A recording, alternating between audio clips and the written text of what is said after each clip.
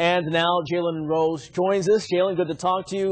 93 million reasons to stay in Indiana. Was there ever a question that you would play elsewhere? Well, to be honest, there was never a question. It was still a bitter taste in my mouth from losing to the LA Lakers in the NBA Finals. And our city is craving for a championship, and we have the opportunity to do what we feel. And we're re-signing our guys in the offseason to try to make that happen, and I was one of the big guys to make that happen. Well, speaking of the money, you could have made similar money in Chicago, and you would have been the man in the third largest market. Was that ever an option for you? Well, it wasn't an option.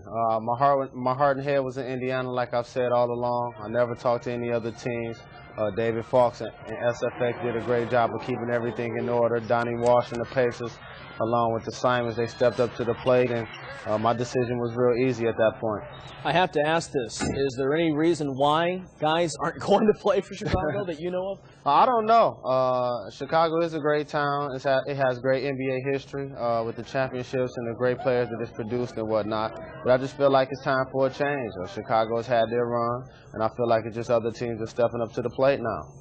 You talked about all the guys coming back, 6 Pacers free agents. Looks like all of you will return pretty much. Did you get together at any point and make a pact to keep the team intact?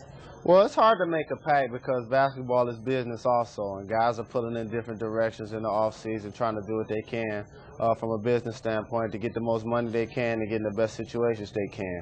And you can't take that personal as a teammate, but we did tell each other that by coming up short, we definitely wanted to be back in that scenario next season. So having everybody back is going to be a big step in the right direction. So, okay, so you keep everyone, almost everyone, from a conference champion, but Shaquille O'Neal kind of ran the show for the Lakers in the finals against you guys.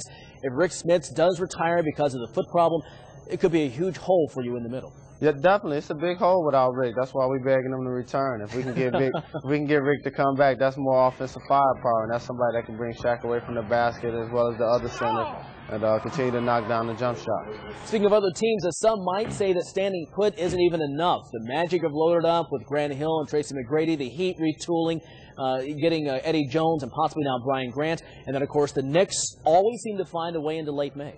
Yeah, there are going to be a lot of teams that's stepping up to the plate. But the thing about being a championship contender is I've always learned by being a fan as well as being a player in the league. I always felt it was a process. I felt like it never is a scenario where you can get a lot of players, have a good year, and be a champion. I feel like you got to get there a couple of times, knock on the door, get sent home a couple of times, and then finally when you get there, try to make it happen. We felt like we got there and we didn't make it happen, so we're going to try to get back and see if we can this time. It's a nice strategy. Well, Larry Bird, as a coach, meant so much to you, I know, in your development as a star player. What does Isaiah Thomas bring to the Pacers as a coach? Well, playing for Larry was a blessing, a huge blessing for me, as well as the rest of my teammates. A lot of people don't realize and remember that the Pacers didn't make the playoffs the season before Larry became our coach. So with that being said, our team turned around tremendously, and we're looking to do the same thing with Isaiah. He's going to be a first-time coach. We're a team that's been to the NBA Finals, and we're a team that understands how to win. Now he just has to harness our talent and try to get us right back there, and we believe that he can. Not only a first-time, big-time money winner, but also a first-time father, too, right? Definitely. I had a beautiful baby girl, Mariah Christian Rose, this summer on 7/14. She was 8 pounds, 3 ounces, 21 inches. I got all the numbers. It's been a big summer. I need to be somebody's yearly planner. It's been a great year for myself and my family. The only way I could have planned it a little better if Shaq and Kobe's ring was on my finger.